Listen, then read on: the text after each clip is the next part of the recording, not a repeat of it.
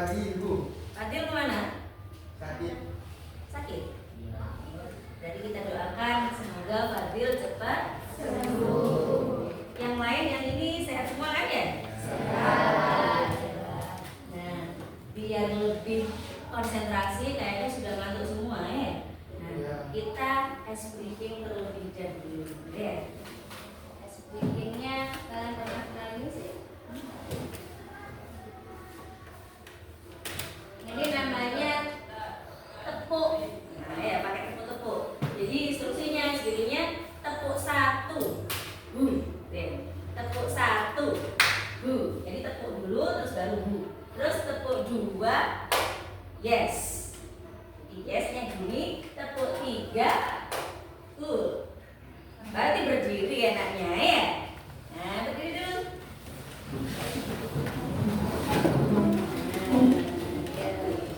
Sudah siap? Nah, sebelum ice breaking, coba dilihat bajunya sudah rapi apa belum. Dicek dulu. Sudah rapi? Sudah rapi semua, sudah cantik semua, sudah ganteng semua. Yes. Ya, kita mulai ice breakingnya. Tepuk 1. Tepuk 2. Yes. Tepuk 3. Nanti kalau saya instruksinya tepuk 1, 2, 3. Yes. Tepuk 3, 2, 1. Yes. Tepuk 3, 3, 1.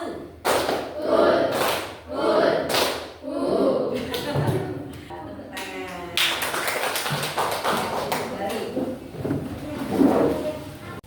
Dah. Minggu sebelumnya kita kan sudah membuat kesepakatan belajar. Masih ingat kesepakatan belajarnya? Masih. Ada di buku tulis masing-masing kan ya? Ya. Saya juga tuliskan di sini. Coba dibaca. Ra. Kesepakatan belajar. 1. Masuk kelas tepat waktu. 2. Berpakaian rapi. 3. Kelas dalam keadaan bersih. 4. Saling menghargai. 5. Aktif dalam pembelajaran. 6. Mengerjakan tugas tepat waktu. Ada yang perlu ditambah? Ya? Tadi masuk kelas tepat waktu. Sudah semua ya? Sudah sepakatan kelas kita.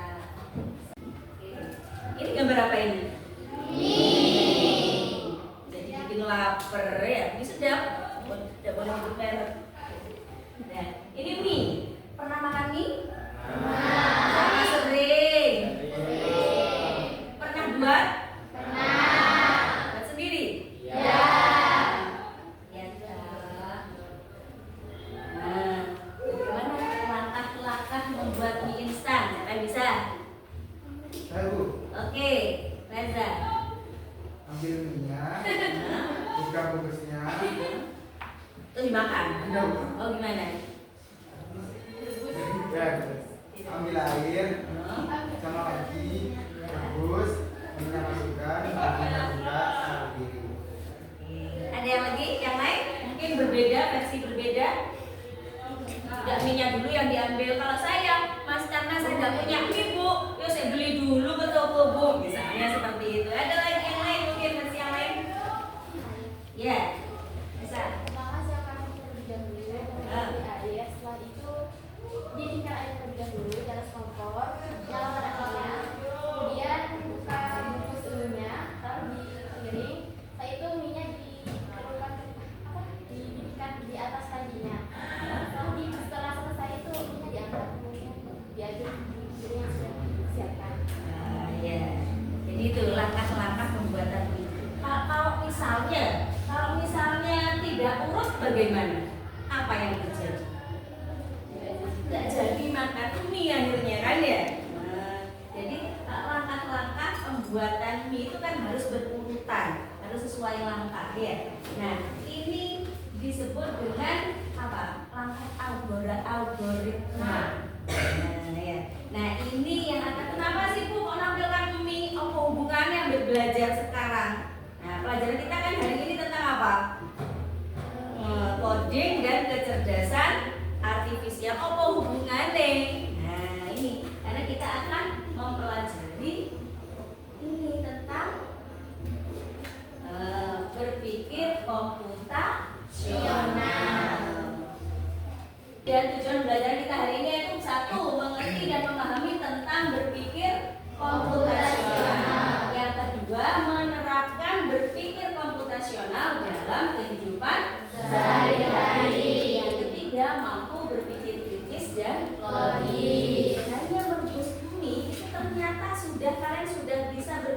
berpikir komputasional aslinya.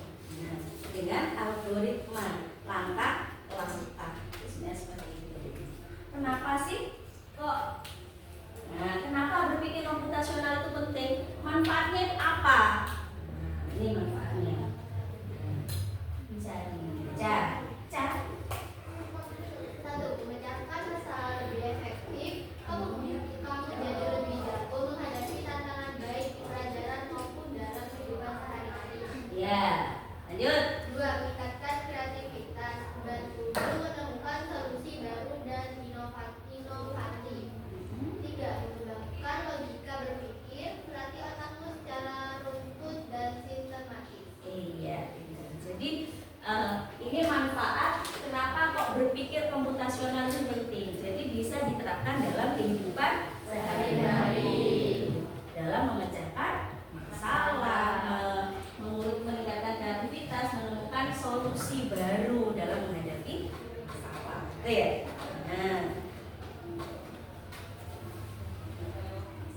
selanjutnya, kegiatan pembelajaran kita kali ini. Nah, nanti kelas ini sudah terbagi ya, sudah jadi 5 kelompok, sudah disesuai dengan yang dibagi kemarin ya.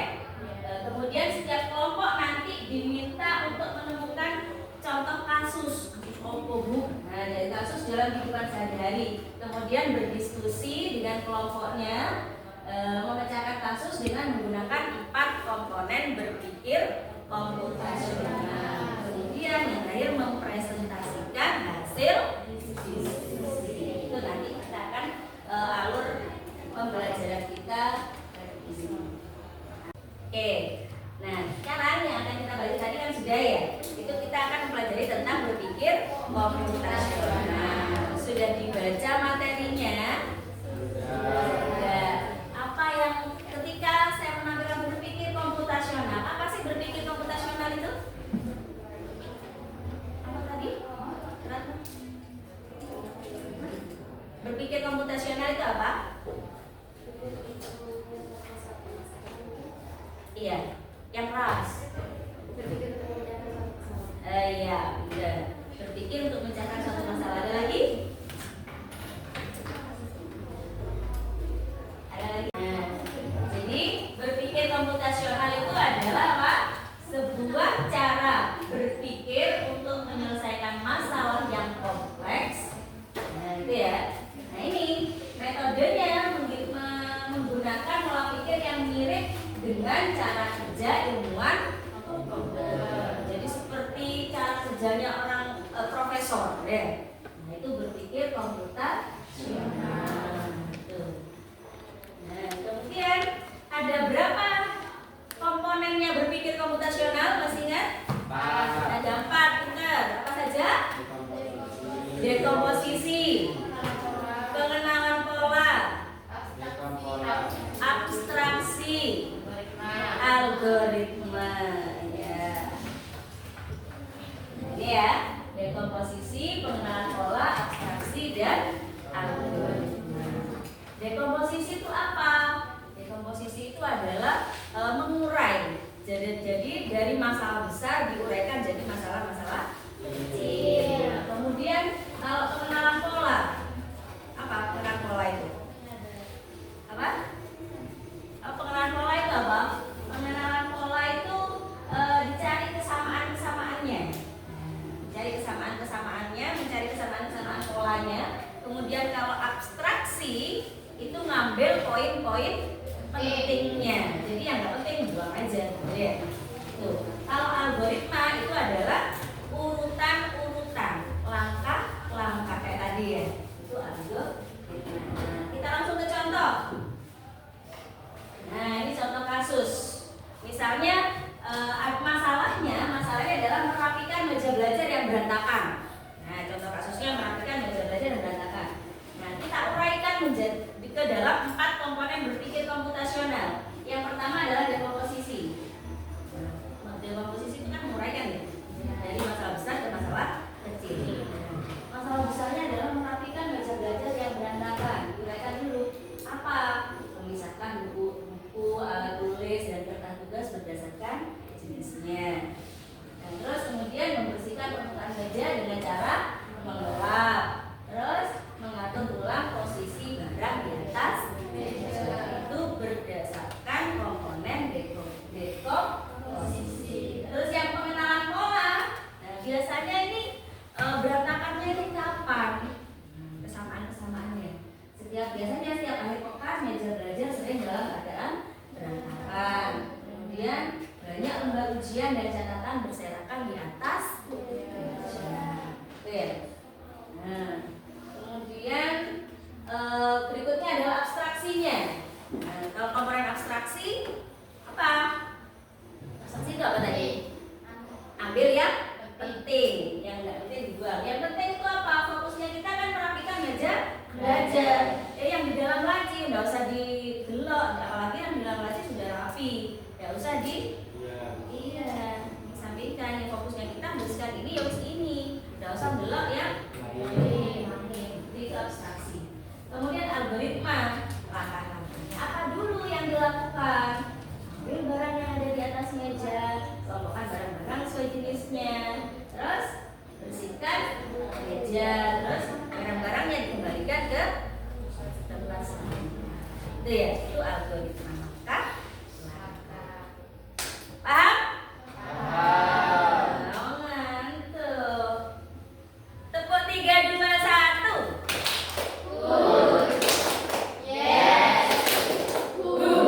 Tepuk 2, 1, 3.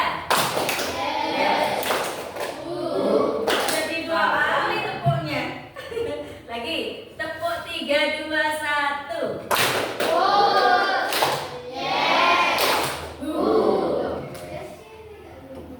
Yes, gini. Itu tadi sudah contoh kasusnya merapikan meja belajar yang berantakan ya. Ada mungkin yang mau ngasih contoh yang lain, kasus yang lain? Ya? Menyusun jadwal belajar. Menyusun jadwal belajar, ya. Berarti dekomposisinya apa? Kalau menyusun jadwal, permasalahannya menyusun jadwal belajar. Berarti diuraikan dulu. Berarti komposisinya apa? Apa?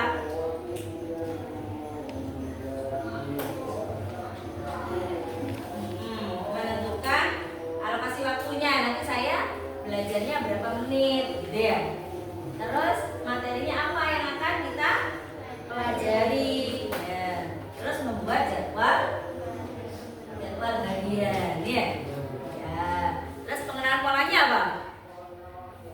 Yang sering keluar ujian itu apa? Biasanya yang pola kesulitan belajar saya itu biasanya apa, gitu kan ya? Nah, itu bisa. Abstraksinya apa? Fokusnya. Nanti kan menyusun jadwal belajar. Fokusnya apa?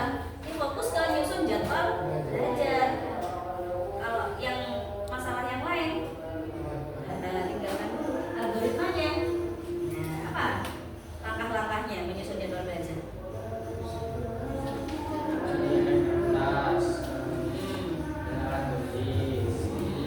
Mata pelajarannya apa, gitu kan ya? Yang mau dipelajari, kemudian waktu belajarnya berapa, gitu kan ya? Oke, nah itu. Nah, berarti sudah paham semua. Nah, nanti tugasnya setiap kelompok ini kalian mencari 2 contoh kasus, ya. 2 contoh kasus bebas dalam kehidupan sehari-hari, kasus apapun itu, dan nanti diuraikan menjadi 4 komponen berpikir diuraikan dalam 4 komponen berpikir komputasional. Oke ya? Nah, yang ditanyakan? Nanti di hasil diskusinya kalau kalian tulis di sini, kemudian dipresentasikan di depan, ya.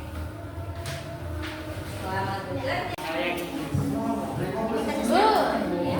Jadi apa itu kasus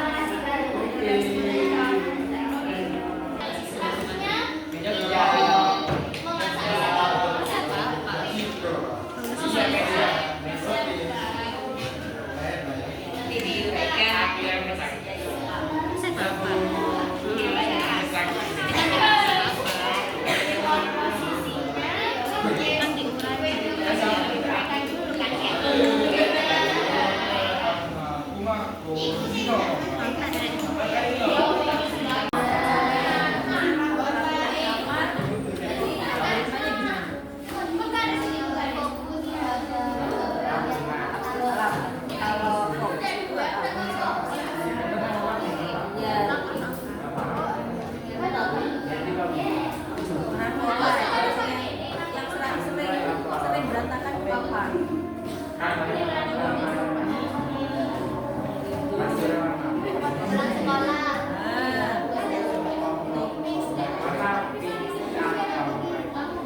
Sudah semua diskusinya? Sudah, Bu. Presentasi? Ya, Bu. Oke.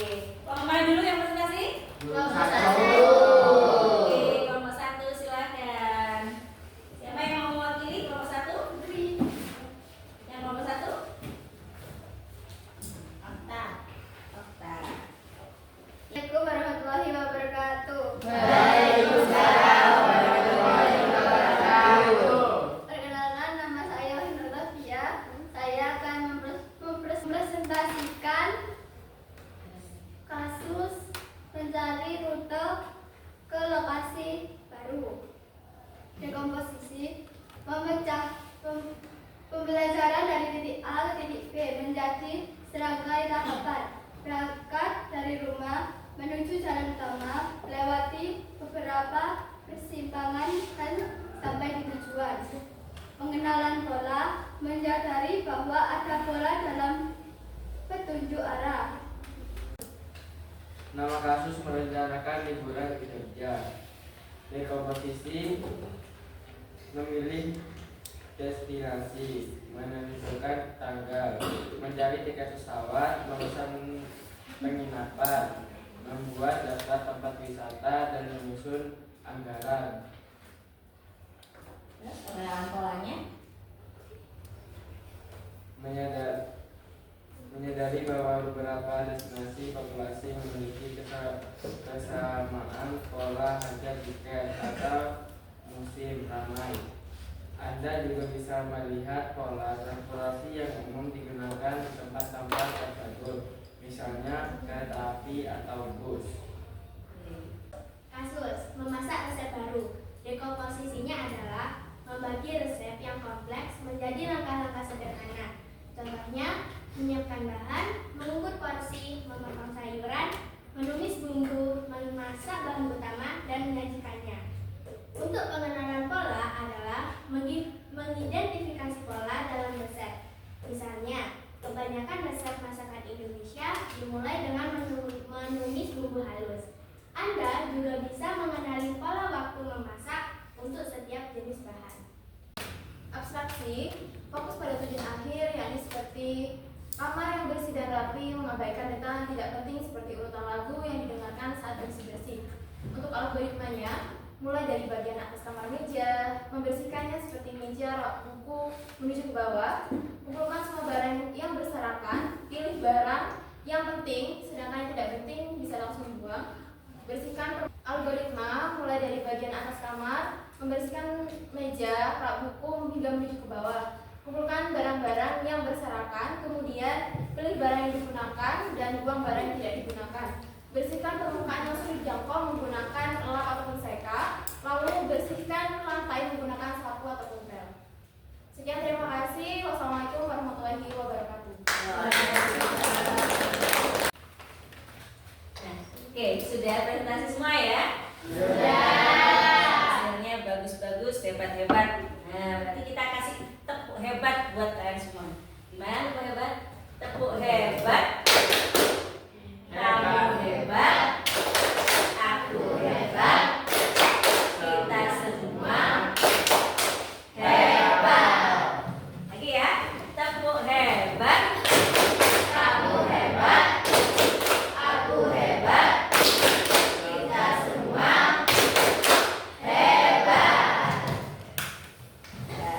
Nah, sekarang refleksi. Kita refleksikan apa saja sih yang kita pelajari hari ini. Siapa yang bisa ini dulu kan?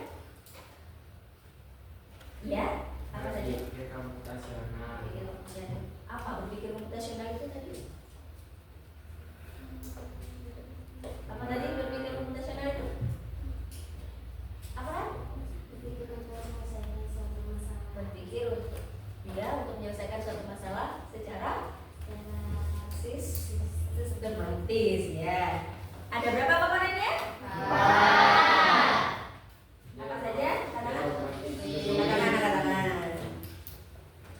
Dekomposisi, pengenalan